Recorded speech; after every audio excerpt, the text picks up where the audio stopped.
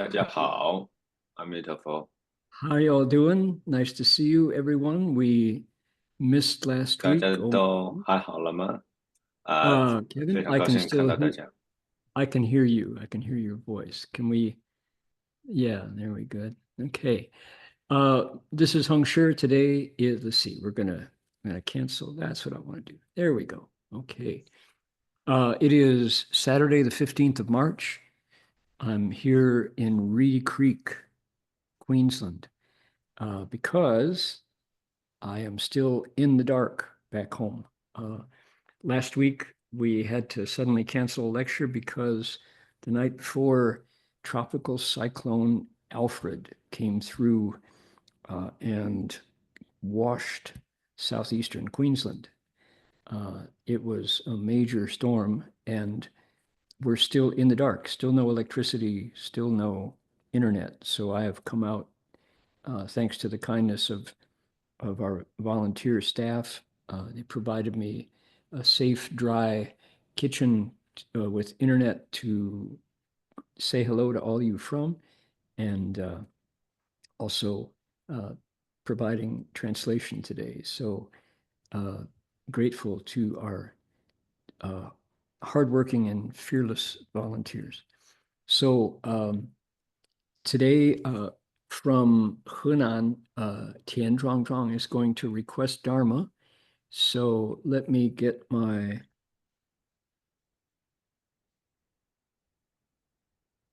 Dharma request protocol going here. Okay, that's what we want. Now, I'm going to ring the bell 3 times and invite you all to join me in making 3 half bows. And after 3 half bows, we'll ask Tian Zhuangzhuang to request Dharma. 好，我们先礼佛3下，然后呢，田庄庄继续要请法。Here we go. 一文勋，等一下one more time，再来，对不起，I didn't have my original sound on. There we go.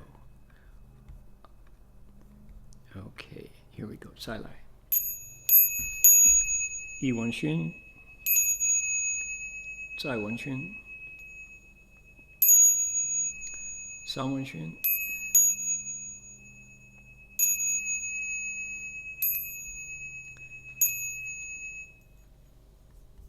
好，那田庄庄要请法，你现在可以开始。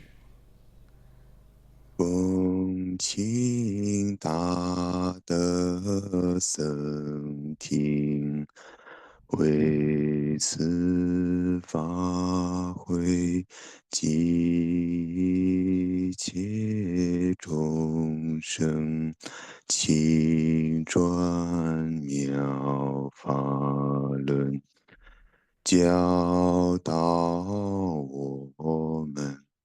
如何了生脱死离苦得乐，速证无生。Build the Sangha with great virtue, out of compassion, for the sake of the assembly and all living beings. Please turn the wonderful Dharma here to teach us how to live suffering and attain bliss and end birth and death, and quickly realize non-birth. นะโมทัสสะภะคะวะโตอะระหะโตสัมมาสัมพุทธัสสะ Namo tassa bhagavato arahato sammak sambuddhassa. Homage to the blessed, noble, and perfectly enlightened one. Homage to the blessed, the noble, and the perfectly enlightened one. Namo Sadanto Suchedoye Alahadi Samyao Samputoshe. Namo Sadanto Suchedoye Alahadi Samyao Samputoshe. 无上甚深微妙法，百千万劫难遭遇。我今见闻得受持，愿解如来真实义。Supreme and wondrous Dharma, subtle and profound, rarely is encountered, even in billions of eons. But now we see and hear it and accept it reverently. May we truly understand the Buddha's actual meaning. 好的 OK, 感恩 All right, I accept. Thank you for the Dharma request. We can acknowledge country and say that it is in fact not the Pomo people. I'd like to acknowledge, here we go, the Kombumerri people of the Ugambe language region here in Reedy Creek are the traditional storytellers and custodians of the land where the monastery is located. We pay our respects to their elders past, present, and emerging, and to all First Nations people whose sovereignty was never ceded. That is to say, 那就是说我们恭敬地承认Ugambe语族的孔布马里人是我们寺院所在地的传统叙事者和守护人。我们向过去、现在和未来的长者们致敬，并且向所有从来没有放弃主权的第一民族的原住民致敬。There we go. Alrighty. So once again, to say that, let's see here. Hope our sound is able to hear. Let's see. Okay, 声音很清楚哈，可以哈，听得清楚。Good. Yeah, we had to suddenly just cancel last week because of no power. In Australia, they call them cyclones. In Taiwan, they're called typhoons. In Florida, they're called hurricanes. Same weather pattern. My goodness. Violent winds, and the monastery came through pretty well. Today is the cleanup day, all the volunteers, and we lost some very large trees, but the buildings came through, luckily undamaged. I had to bury 2 cockatoos, 2 large white sulfur-crested parrots that did not survive the storm. So it's difficult for animals and birds as well. Major storm. But storm clouds passed away. Today the sky is blue. The clouds are fluffy and white, and the sun is shining. So all things pass. And if you can keep your mind unmoving through what do they say? 顺逆皆精进. Keep your cultivation turning, no matter whether the circumstances are in accord or in opposition. So that's the attitude of the cultivator. Alrighty. Now, Master Empty Cloud, something that I realized after last week, after the last session of our lecture, is that the Boxer Rebellion, the 义和团, 义和拳运动, was a major event in the life of Master Empty Cloud, and he was right in the middle of it. And this was our last story right here. And I'll just repeat this quickly. And then in Master Empty Cloud's Nianpu, in his autobiography, there are more details which I want to share. Shifu did not, when he selected the stories to include in the picture biography, he didn't bring up every detail. And I think the details are fascinating because clearly this was an important event in the life of our grand teacher. So this was, last episode was meeting a foreign soldier on the road, and it goes like this. 斯时义和团作乱山东各县，一日正信路中，欲以扬兵以强相向，问公怕司否？公曰：倘欲该司如首，任便。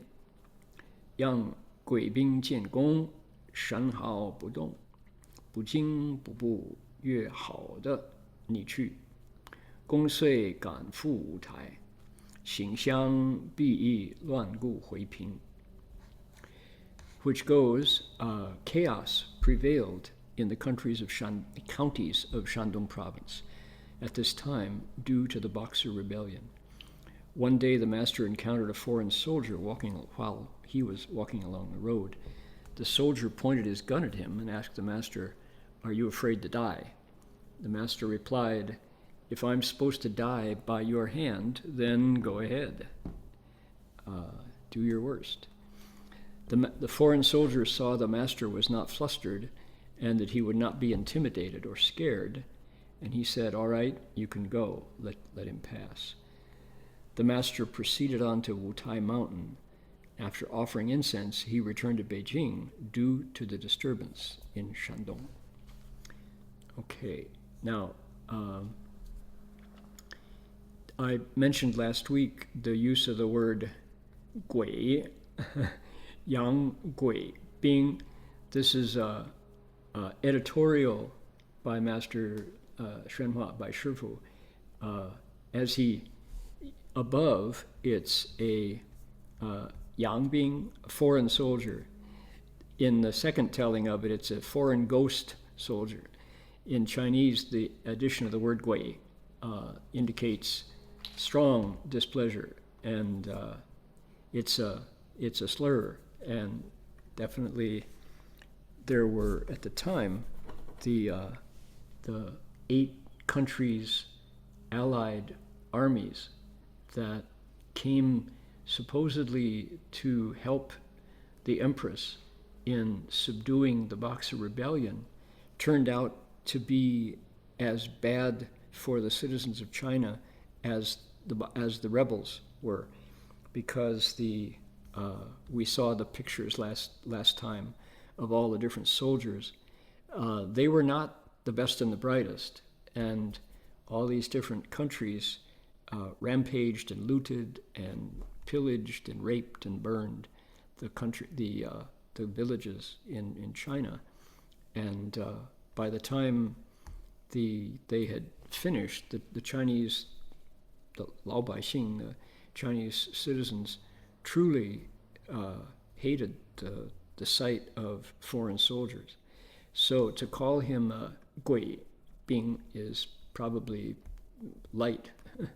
That's probably, they behave like ghosts. They behave less than human. The stories of the behavior of the soldiers of the Balu Guojun, the eight country allied soldiers, is just terrifying.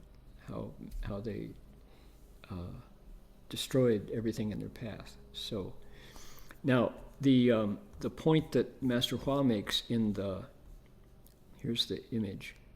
It looks like he's wearing an contemporary American military, but all the different soldiers wore different uniforms: the Italians, the Indians, the Japanese, etc. So Shifu's verse goes, 猝然临之不恐惊，只缘因果已分清，杀人偿命毫不错，欠债还钱虑不容。Abruptly accosted by the mercenary, the master was unafraid, being clear that cause and effect is already decided. After killing someone, you repay with your own life, no mistake. You may not fail to repay long-standing debts. So in this, you can understand why Shifu picked this story out to tell, because it's got a profound Buddhist principle, and that Master Empty Cloud lived his life according to those principles. How could he be unafraid as somebody's pointing his military rifle at him? That's life and death right there. And yet Master Empty Cloud was just fine. Go ahead. Up to you. You choose. he knew that if indeed he owed his life to this stranger, this foreigner, then there's nothing he could do. He's a monk. He doesn't have any way to defend himself. He's not going to fight back.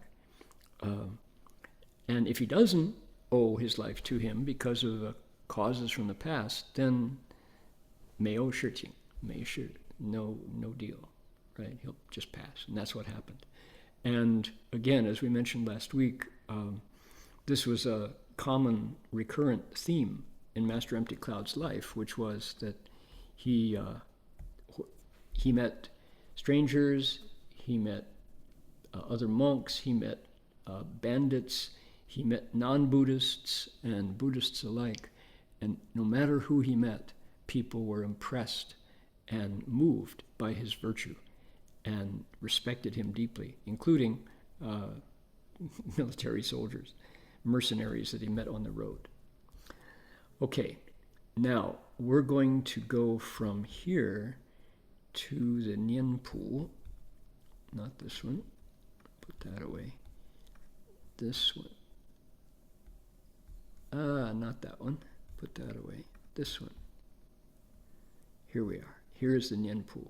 Now, I'm going to, I'll do my best to read the Chinese so that the Chinese readers can have an impression of it. And then we're going to go to the English.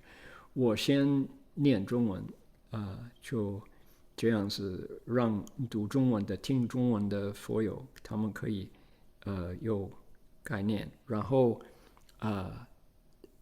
我就讲那个英文哈。So he says, 我虽赶赴舞台，行相避，欲赴中南，以乱世日深，仍退回北京。有寺于寺，离十藏经，与潭柘山防疫行僧。至接台寺，离飞波禅师塔，红螺山参加念佛道场。有大钟寺、观姚广孝所抽87000在离通中，高1丈5尺，牛高7尺，径1丈4尺，外抽华严经1部，内法华经1部，以金刚经缩变。起牛楞严咒，为永乐地间圣母抽也，回程南龙泉寺住。Okay. So, okay, there we go. Now, here's our, are we ready? Here we go. Paying homage to the stone-carved Tripitaka at Xiyu Si, Western regions. This is 1900, so the millennial year of the 19th and the 20th century. He's 61 years old. 西于寺诗刻藏经 Here we go. 河北省房山县，距离北京西南100余里，乃著名古刹，历代有圣僧印画。清初圆通和尚主画其寺。There we go. 山顶有诗经净通，刻全部藏经，乃隋净完法师创始，历唐宋元10卷功，礼拜者颇多。Over 100 li southwest of Beijing in Fangshan County, Hebei, is a well-known ancient monastery where past generations of wise Sanghans made an appearance. During the early years of the Qing dynasty, Venerable Master Yantong headed the monastery there. On the mountaintop, there's a stone cave in which the entire Tripitaka is carved into the rocks. The work was initiated by Dharma Master Jingwan of the Sui dynasty and continued through the Tang, Song, and Yuan dynasties until it was finished. A great many pilgrims have gone there to worship. Okay. Now, it's, as I mentioned last time, we get a travelogue of places in China that Buddhists are interested in. And through his eyes, through Master Empty Cloud's eyes and the things he picks out to write about, we get a travelogue. We get a diary of a pilgrim and what he saw, just the way Master Xuanzang did when he went to India and back. Master Empty Cloud, the 1,900, so roughly 1,200 years later. It's not India, but it's the Buddhist spots of China.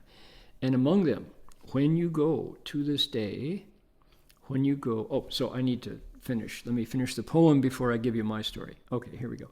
Here is the picture. Master Empty Cloud's got his formal robe on, and he's bowing to the Tripitaka, carved into, here's a stupa, or a structure here.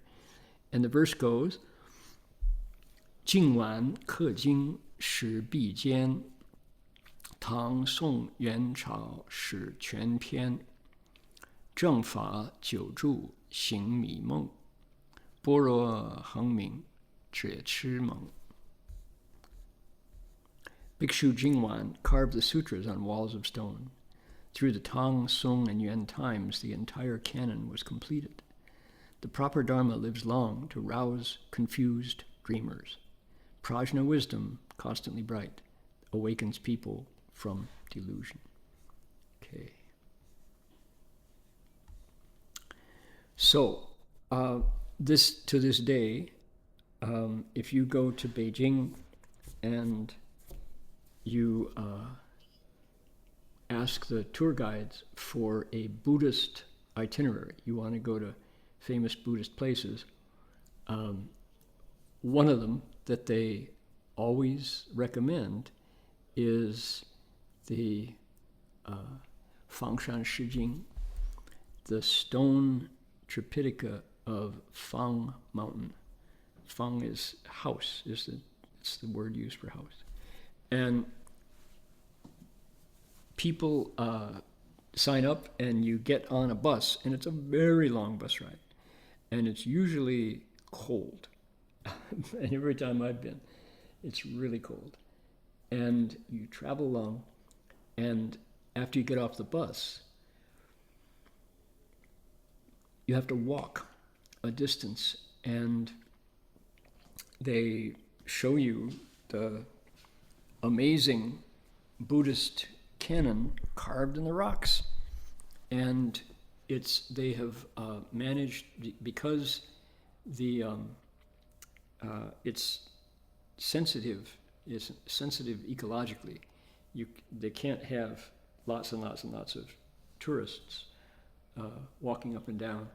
So they've made rubbings and taken pieces of it that were endangered and all. So you sort of go through museum type space. Now, I have not been there for about 20 years. So usually, in my experience, the Chinese government has done a really good job of preserving and opening up scenic spots for people to enjoy. China has a lot of, as we know, a lot of beautiful mountains, a lot of beautiful scenery, and the government has provided trails and parking lots and lights and housing nearby, and done a very nice job in the places that I've been. When I first went to see the stone sutras at Fangshan, it was pretty rough, and people went out and it was like, well, we saw Chinese characters carved into rock, what else, We couldn't really get up to the top where there were caves. So that was to protect them. And I suspect, and I should do some more homework, I suspect they've done a much better job in the last 20 years to make it available. So anyway, it's one of the things you do if you go.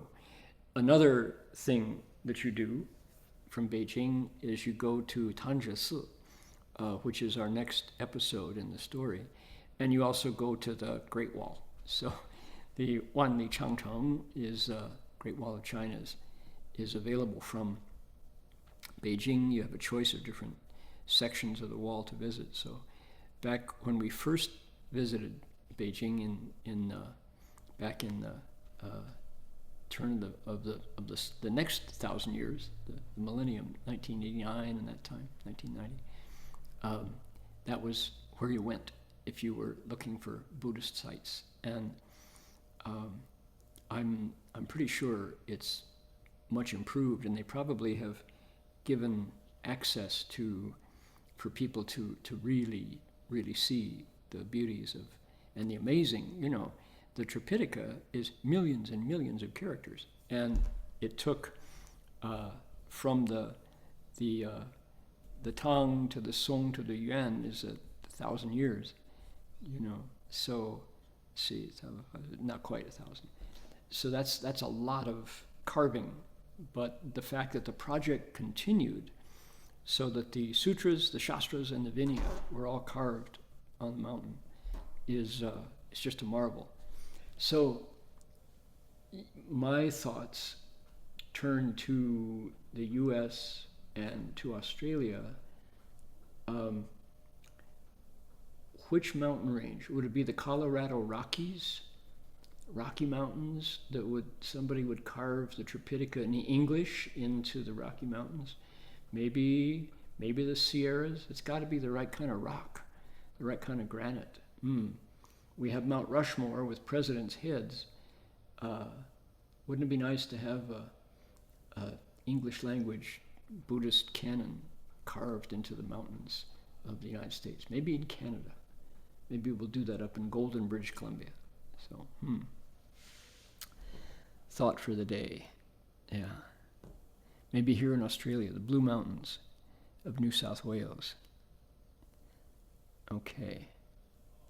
So it is truly a marvel to have the entire canon at Fangshan, out north of Beijing, 100 miles, carved into the rocks.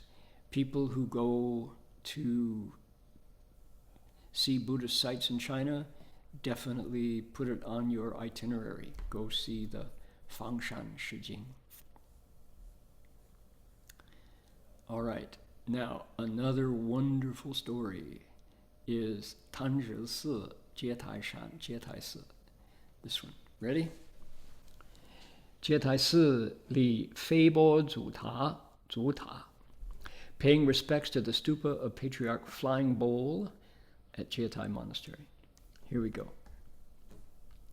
至潭柘山奉以行僧接台寺礼飞波禅师祖塔红罗张家念佛道场相传名僧结于毛隐髻山中遇见道场飞波入皇宫太后见之以金满圣钵中钵解飞回得金修结台寺至沉香龙以石座。 When he reached Tanja Mountain, the master called on Bhikshu Yixing, extraordinary practice, and at Jietai Monastery, precept platform, bowed to the stupa of Patriarch Dhyana Master Feibo, a flying bowl. At Honglo, red conch shell, he participated in a Buddha recitation session. Legend has it that an eminent Sangha member of the Ming Dynasty lived in a thatched hut on the mountain. This is Jietai Si. Wanting to establish a way place, he sent his alms bowl flying into the royal palace. When the Empress Dowager saw it, she was delighted. She filled the bowl to the brim with gold. Of course, that's what you do when an alms bowl flies in the window. The bowl then flew back to the Dhyana master, who used it to build Jietai Monastery. He built 10 dragonwood thrones made of aloes wood, incense. All right. great story. I would bow to that stupa as well. Here it is. You see the mountains, incredible trees, the pilgrim with his staff. Shifu's verse: 飞波化缘入皇宫，太后不施金马宁，以此高诸戒台寺，沉香龙以石狮宗。The flying bowl on an alms round visited the royal palace, where the empress donated a bowl full of gold. Precept platform temple now stands lofty and noble, with sinking in water dragon thrones for the masters of the 10 schools. Okay. Now, what is that? That's a magical story. Yes, indeed. Having flying alms bowls that you can direct to the right, in the right window in front of the Empress Dowager, that takes some real gongfu. Of course, these are masters with genuine gongfu. This is not just your ordinary monk waiting for lunch, right? So the other aspect that is required here for this to work is the Empress Dowager, the mother of the emperor, has to figure out what it is and then respond generously. This has to be a Buddhist family on the emperor's throne. And throughout Chinese history, that wasn't always the case. Sometimes the emperors were, they purged Buddhism. They wanted to reduce the strength of the Dharma and people's faith in it. But this mother of the emperor recognized the alms bowl and said, oh, this is good. My chance to create some merit. So she filled it with gold and sent it back. And the monk he used it for the right purpose, and he built Chiatai-si, Precept Platform Monastery. Now, I wanted to share experience. If you travel to Beijing and you have an opportunity to see Buddhist sites, go to Tangzhe-si. Now, Tangzhe-si is there at Jietai, and Tangzhe-si is one of the most scenic, incredible monasteries. It was, let's see here, I'll give you the images here first. I had the opportunity to travel. We were in the this is north of Beijing, in the mountains, and we had some time, and somebody said, go take a look at Tangzhe-si. And we didn't know anything about it. And we went to visit, and the view of Tangzhe-si and the mountains around it from the back made a deep impression in my mind. And somehow this just struck me, these ancient trees there. It was a combination of the weather, the season, and just the atmosphere of Tangzhe-si impressed me deeply. And it kind of, you know how first impressions last, and somehow it just stuck in my mind as my image of how a Buddhist monastery should look. It's like it brought the past present for me. It made the past timeless.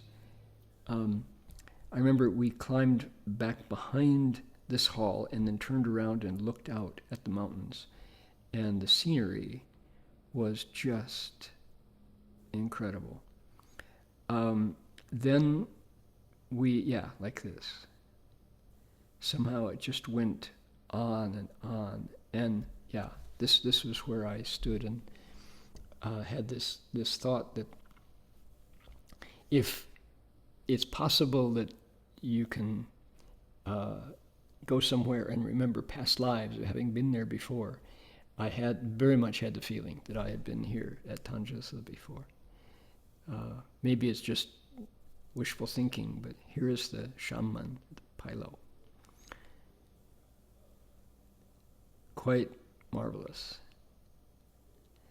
And we found out later, after reading the history of the place, that Tanja Monastery has been there before the city of Beijing. They say, 先有Tanja, 后有北京.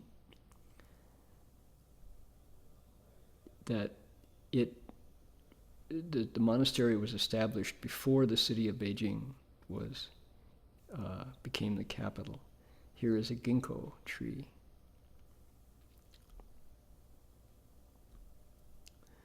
These photos are the story that I remember. Sala tree. Yeah, the ancient trees and huge. There was a very active, you can see the tons of the vendors and the censors for the pilgrims.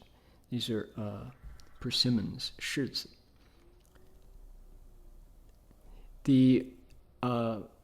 When we visited that time, we didn't see many monks. That was not and we came at a time when we didn't expect to be greeted, these ancient trees, by the Sangha there. That wasn't the point of the visit. It was just the incredible atmosphere and the sense of 世外桃源, this feeling of having a sacred space. Yeah, incredible trees and ancient, that people have been bowing to the Buddha and making offerings at Tanja, the monastery, for thousands of years. And this is standing the test of time, you know. The Dharma is, they talk about it as eternally dwelling. So Jietai Temple in Tanjasa is here. Quite wonderful.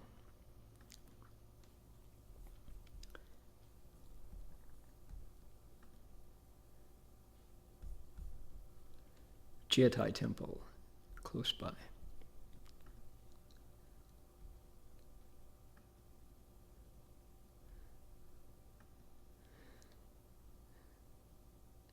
These photos are so evocative, right?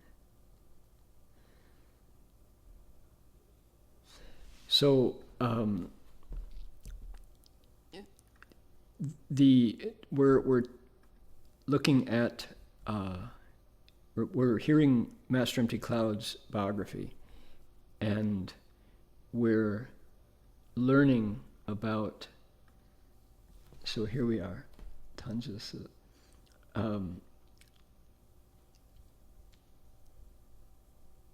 Let's see here. Yeah, it's from the 3rd century. So it was first established in the Xijin, the Western Jin, in the 265 to 316 sometime. So how about that? The early years of the 4th century. So 1800, you know, 当时叫介福寺. Its early name was 介福寺. It's the earliest monastery in the Beijing, this Beijing city. 先有Tanja寺, 后有北京城. Right, here it is. First came Tanja Monastery. Beijing, the city of Beijing came later. 先有Tanja, 后有幽州. Okay. So just amazing, you know. And so I'm saying the challenge certainly for us in the 21st century is to say,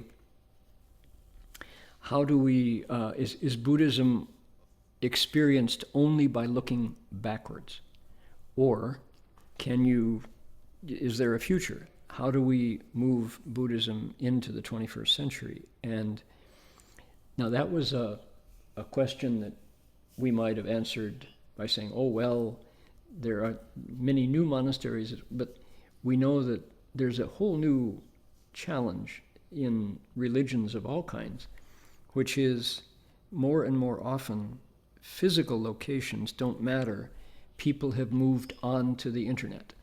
People have moved on to digital life, where our social media friends are more numerous and more important to us than our flesh and blood friends. That's a problem worldwide, but we won't discuss that one today. That one can't be solved in a single lecture. But I will say that there is something quite marvelous about being able in China to go where these monasteries still exist, that have been sources of refuge and sources of transformation for thousands, hundreds of thousands, millions of people over the centuries, and that they're still standing, and this sacred ground is still there to give us a place to touch the Buddha nature within, and to be able to find a way through our problems, find out when people are capable of such cruelty and selfishness. You can understand that there are still maps and destinations, places to go, where you can look within and find something that doesn't change, something that isn't defiled by greed and selfishness. So, and this is one of those places, Tanja Monastery. And I find it interesting that many people don't know. Somehow it's because I guess it's not a place for Fa Hui, it's not a place for Dharma assemblies that much. It's very much a historical monument, but quite marvelous, quite wonderful. So here's our story again, and I wanted to, when it comes to flying alms bowls and the Empress Dowager of a Ming emperor creating incredible blessings by filling the bowl with gold, and then these monasteries being built from it, right? Now, I should be clear that the Jietai monastery was what is built by the story, but Tanja this is on Tanja Shan. It's the next. It's not the same monastery, but because I've been to Tanja Si, right next to Jietai Si, I have not been to Jietai Si, but this is they're from a similar kind of history, that they're places where the proper Dharma flourishes again. So you wonder, we're here in Australia now, and we've created Gold Coast Dharma Realm with many conditions and much hard work and generosity of donors. And you wonder, if you project ahead 1,000 years and more, how will it grow? How will it change? Will there be other homes of the Mahayana tradition in Australia? Certainly hope so. What about City of 10,000 Buddhas? What about monasteries in Canada, Avatamsaka Monastery and Gold Buddha in Vancouver? How will they have grown and changed in 1,000+ years? So we'll see. This there are these two episodes: the stone Tripitaka carved at Fangshan on one side of Beijing, and then the story of the flying bowl filled with gold to build Jietai Monastery. These seem bigger than life. They're miraculous. These are, how could somebody carve the entire Tripitaka on a mountainside? And how could an alms bowl, pick out the room the Empress Dowager's in, and then she recognizes it, and then she knows what to do, and then the bowl full of gold, how much does it weigh? And the Dharma Master with his shantong can still fly the bowl back to where he is on his mountain. Those are bigger than life stories, and yet they're still remembered, so that Master Empty Cloud, going to pay his respects as a Buddhist pilgrim, still hears these stories and then passes them on. And how do we respond? That's another question. When you hear stories of miracles like this, one thing to do is to just dismiss it. Say, yeah, right, yeah. That's you have to be pretty gullible to think something like this is true. But then that's one attitude. But there's another attitude that says Buddhists tend to be pretty level-headed, pretty full of common sense. And also, there's a precept against lying. So if anyone is going to not tell you a story to confuse you or to manipulate you one way or the other, it's the Buddhists, right? They are believers in cause and effect, and they're not going to pass on a story that is trying to fool you or confuse you. So here's the story about the bowl full of gold being the source of this monastery. Okay, so you can take that attitude and say, well, true or false, that may not be the question to ask. The question to ask in a situation like this is, what is there to learn from this? And the fact that these monasteries can survive all these years means that when they were established, they were on solid ground. If the foundation goes deep, then it can last a long time. So how did Patriarch Feibo get the money to build Jietai Monastery? You could say imperial patronage. The emperor and his family were Buddhists, and they were generous, and they wanted to create merit. So that was the cause that created this incredible sacred structure.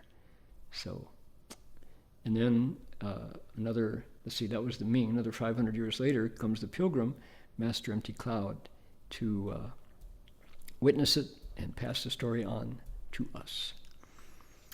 So, 飞钵化缘入皇宫，太后不施金满宁，以此高筑戒台寺，沉香龙椅始师宗。The flying bowl on an alms round visited the royal palace, where the empress donated a bowl full of gold. Precept platform temple now stands, lofty and noble, with sinking in water, dragon thrones for the masters of the 10 schools. So my attitude when I hear these things is I go, there's a lot to learn. I'm going to keep an open mind and understand that the amount that I know is compared to the amount of available knowledge in the world, not a drop in the ocean. Right? So there's so much that happens beyond my ability to perceive it.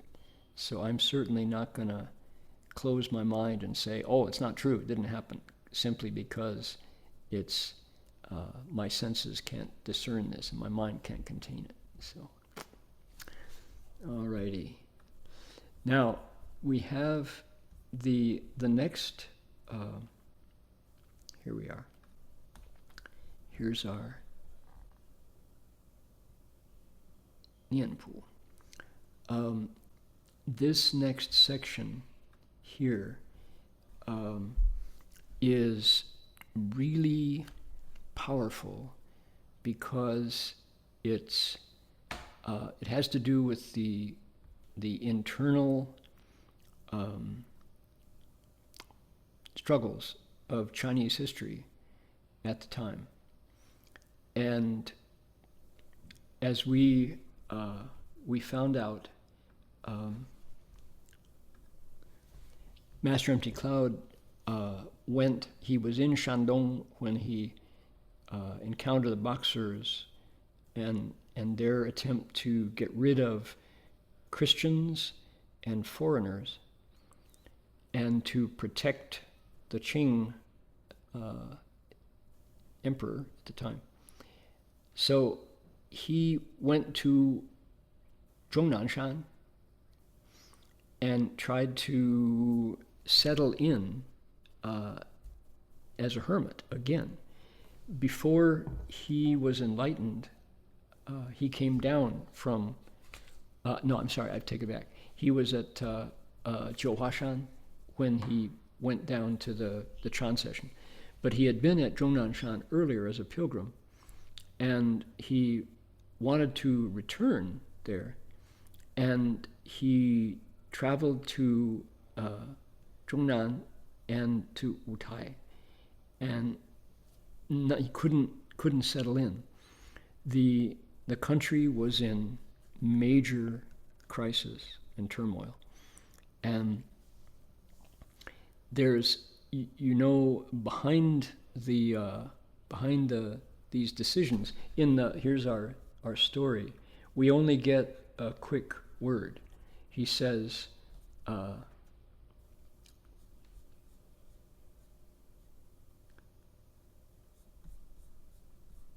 here it was.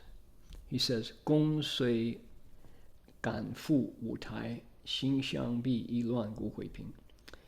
He went to Wutaishan, and after offering incense, he returned to Beijing due to the disturbance in Shandong. So monks, Buddhist monks and nuns take precepts that say, if we know that there is danger, particularly warfare or bandits or some major disturbance, our training rules require us to avoid it, to find a peace, a place of safety and security and tranquility. So he's, Master Empty Cloud is following the news, and of course, news during a time of chaos, accurate news is hard to get. And this is before the internet, of course. So, but the word came out that Beijing was the safe place.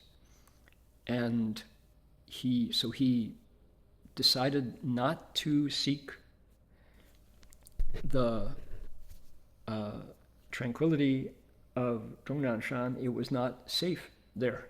The safe haven was not safe. And he wasn't going to stay at Wutaishan because the word came that the throne, the empress, was in danger. So we're going to find out what he did next week, and that's where we get this next story from the Nianpu, which is I'll give you the first couple lines. 5月团乱日事，以扶清灭洋为号召，杀日本使官庶几，以德国公使。皇太后引从之. Right? The turmoil grew increasingly intense. Under the slogan, "Support the Qing, eliminate the foreigners," the rebels killed the secretary of the Japanese legation and the German minister. The Empress Dowager secretly condoned these actions. On the 17th of the month, she issued an edict declaring war on the foreign powers. Chaos erupted in the capital. 京中大乱. There's our phrase right there. In the capital, big chaos. So that's the background of our pilgrim, who is already had an enlightenment experience His 3 Steps, 1 Bow is complete.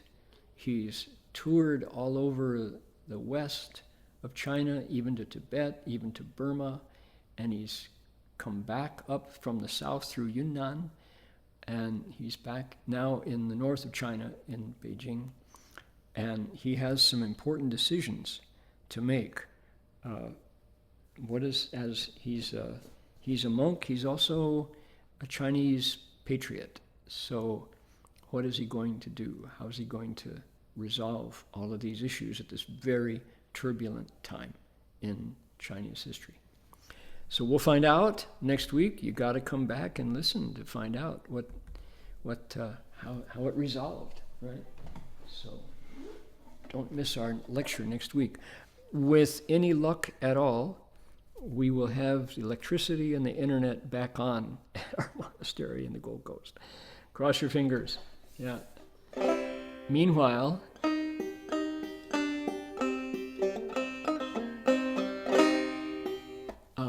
in America, there are outbreaks of measles, which is a very contagious disease.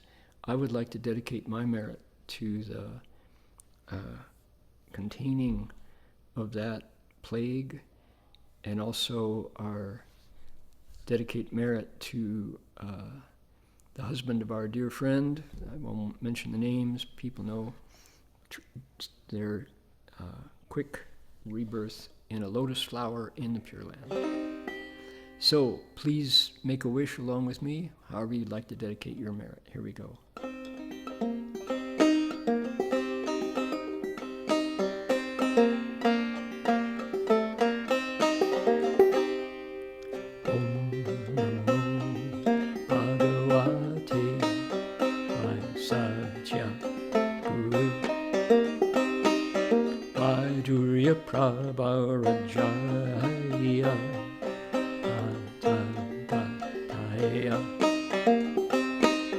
Arahate Samyak Sambuddhaya Tathata Om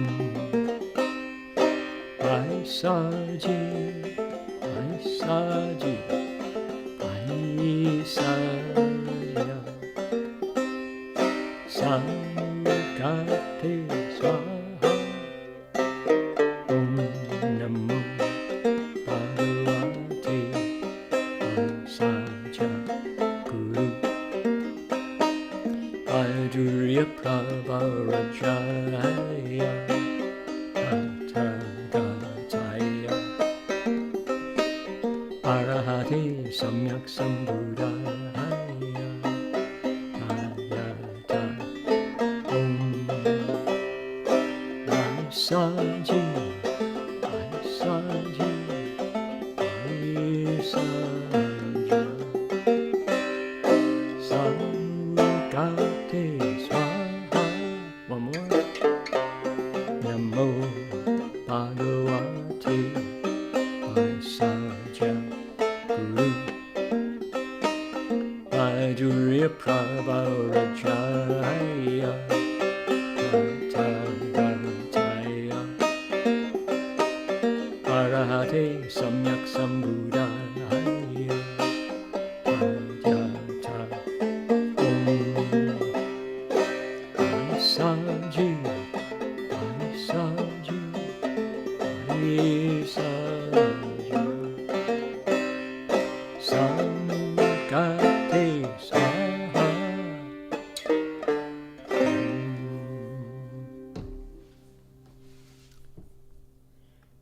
And before we end, I'll invite everybody to join me, bowing to the Buddha, Guan Yin here at Wangpo-Chang.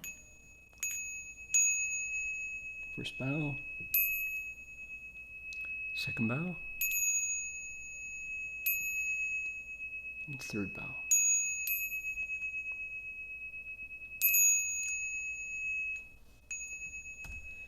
Bow in respect to the Venerable Master.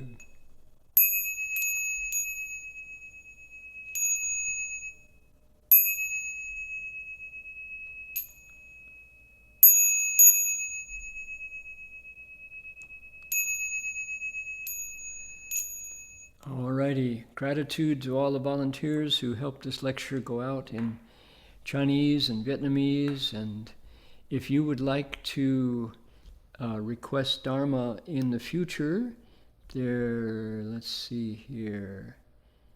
Okay, we'll call it an afternoon today. See you all. There we are. If you'd like to request Dharma, there's the email in the chat. Send an email to our fearless corresponding secretary, and she will set you up to do a Dharma request. All right. See you all next week. Amitofo, everybody. Be well.